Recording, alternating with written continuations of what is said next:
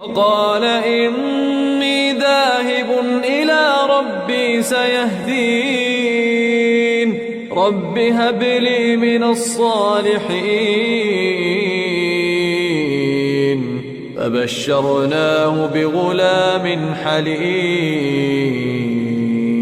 فلما بلغ معه السعي قال يا بني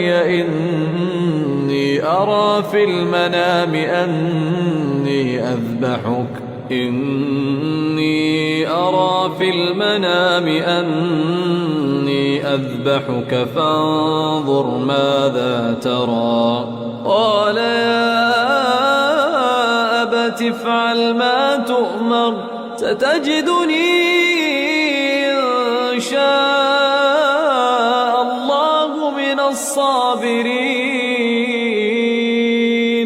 فلما أسلما وتله للجبين وناديناه أن يا إبراهيم قد صدقت الرؤيا إنا كذلك نجزي المحسنين إن هذا لهو البلاء المبين وفديناه بذبح عظيم وتركنا عليه في الآخرين سلام على إبراهيم كذلك نجزي المحسنين